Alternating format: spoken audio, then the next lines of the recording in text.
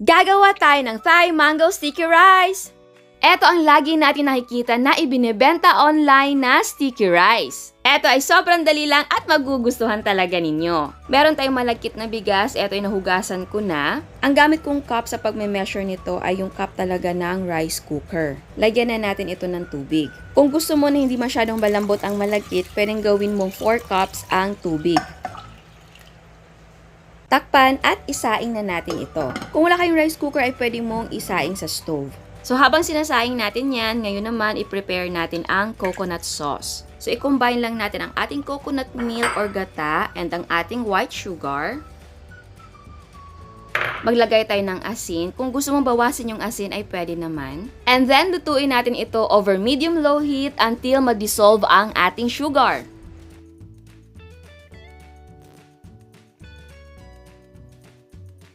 Ayan, natunaw na ang sugar at luto na ang ating gata. Itabi na muna natin ito at gawin naman natin ang coconut sauce na topping. In a pan, maglagay lang tayo ng coconut milk or ang ating gata.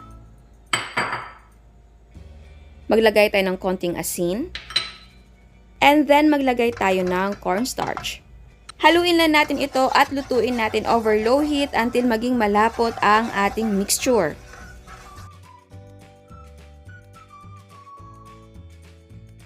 At ayan, malapot na ang ating coconut sauce topping. Itabi na muna natin ito. At i-combine na muna natin ang ating sticky rice at ang una natin ginawa na coconut sauce kanina. Yan, so ilagay lang natin yung rice dyan sa kabila. Siguraduhin lang na kasya lahat dyan sa pan dahil mamaya magmi-mix pa tayo.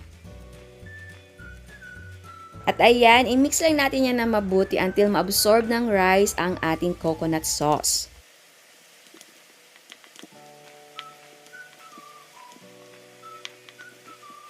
Ayan, absorb na ni rice yung ating coconut sauce. Takpan na muna natin ito at i-rest natin for 10 minutes. After 10 minutes, i-mix natin ito again.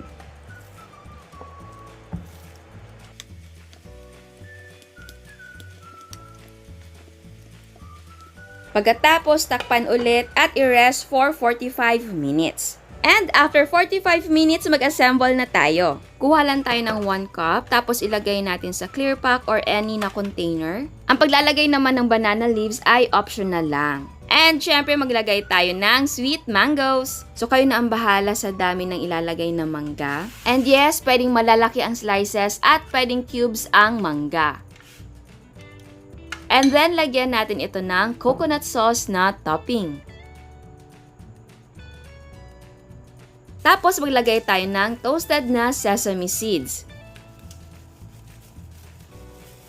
At kung gusto nyo naman na ibang style ang paglalagay ng rice, ay pwede. And of course, kung maliit ang lalagyan, ay pwede din na konti lang ang ilagay na rice.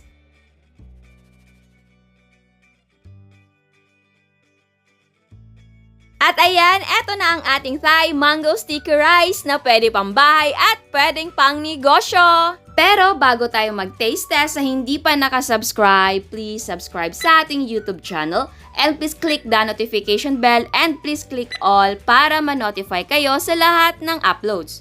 So ngayon, tikman na natin.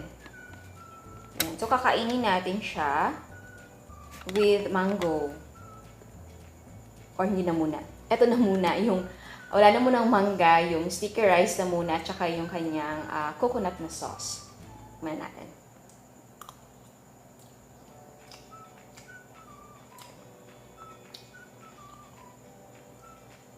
May similarity meron siyang similarity sa ating sticky rice dito sa atin, gaya ng suman, Biko, ganon. Itong recipe na ito ay nakuha natin sa isang Thai chef. Actually, naglagay siya ng pandan leaves para sa additional flavor dun sa ating hinalo dun sa ating rice. Pero ako, hindi na ako naglagay dahil wala akong available na pandan leaves. Actually, naman sa kapitbahay, pero nahiya akong manghingi. So, okay na, wala na. Pero yun nga, kung gusto mo, pwedeng-pwede. Tapos, ang napansin ko din sa recipe niya, marami siya maglagay ng asin. Kaya yung lasa niya ay nasa salty and sweet. And surprisingly, bagay siya. Actually, before ko siya hinalo yung ating glutinous rice na luto at yung sauce na hinalo natin dun sa ating rice, tinikman ko yung sauce mismo. Yung hindi yung topping ha, yung isang mixture na hinalo natin dun sa rice. And pagtikim ko, andun nga sabi ko, medyo maalat. Sabi ko, oh my God, okay lang ba to? Pero yun nga, yung nahalo na natin siya, tinikman ko, ay okay naman pala. Medyo nanibago ako, pero bagay naman siya kasi nga, matamis and salty, okay siya for me. Pero meron akong ibang nakita na recipe na ang ginawa naman nila, less lang yung salt, tapos Thai din siya ha na nagluluto ng sticky rice. Less lang yung salt and less yung sugar. Tapos, yung topping na sauce, naglagay din sila ng salt and sugar doon. So, yun nga, siguro para mabalance yung lasa. Which is ito, balance din siya dahil 'di ba lahat ng mas matamis yung sa ating rice at yung salt niya mas marami compare naman dun sa ating topping. Which is, yun nga, balance-balance. So, kung ikaw na nagluluto nito, pwede na gumawa ka ng sarili mong version according sa gusto mong panlasa. Pero eto, nagustuhan ko siya. Masarap din siya. Andun yung salty and sweet. Gusto ko siya.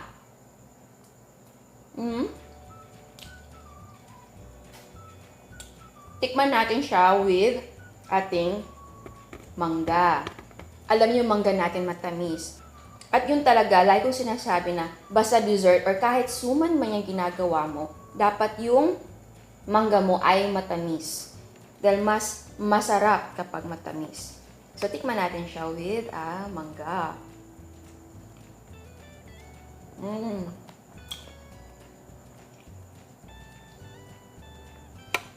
Ang sarap niya.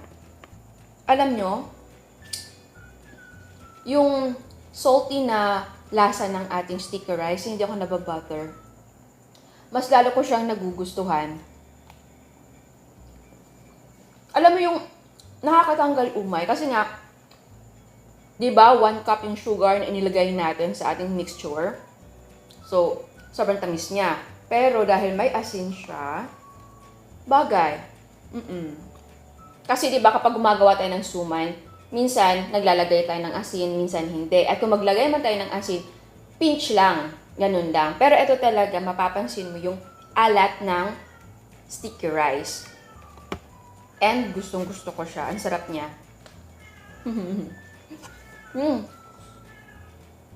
Quiet. Maingay. At kung itatanong nyo kung ano yung difference ng Thai sticky rice at ang ating Pinoy na Biko suman, ganon. Siguro yun nga, yung medyo salty siya. And yung sa rice naman, napansin ko din sa iba na gumagawa ng sticky rice, nasa, hindi naman siya hilaw, pero nasa yung rice nila, medyo parang kung makikita mo, parang siya matigas, tignan. Kasi ako, personally, mas gusto ko na malambot yung aking Biko or sticky rice or yung ating malagkit. Ayaw ko nung pag-bite ko na medyo parang may mga butil-butil ako na nakakain. Ayaw ko nang ganun. So, ang ginawa ko, sinobrahan ko yung tubig natin. Pero kung gusto mo naman na ganun yung texture ng glutinous rice niyo na parang, yun nga, yung parang half-cook, parang ganun yung dating, pwede naman na equal parts ng rice and water yung gagawin mo. And yung topping niya, hindi talaga sesame seeds. Mung bean. Pero since hindi siya, at saka iba yung dating ng mung bean nila, parang meron siya sa Ilocos na side. So, ang common na substitute ay ang sesame seeds. Dahil yun ang common talaga sa whole Philippines, di ba? Mas madaling ma-access yung sesame seeds dahil kahit sa grocery or sa palengke, meron ng sesame seeds.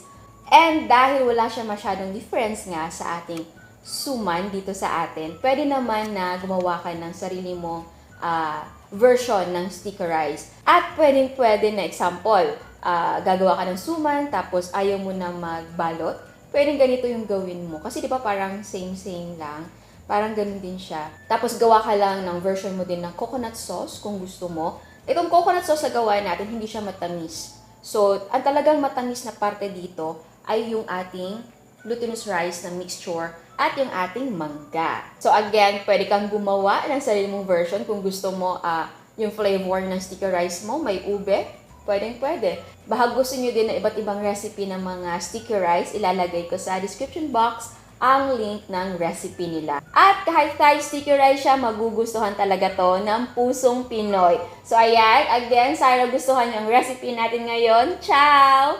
At eto ang mga prices ng ating mga sangkap. Ang nagawa natin ay 8 packs, ang cost per yield ay 22 pesos and 75 centavos. Pwede mo ibenta ang isang pack ng 50 pesos. Again, ang selling price ay magdidepende kung magkano ang mga presyo ng mga sangkap sa inyo. At sa mga hindi pa nakasubscribe, please subscribe sa ating YouTube channel and please click the notification bell and please click all para ma-notify kayo sa lahat ng uploads. And please don't forget to like our Facebook page and follow us on Instagram. Thank you!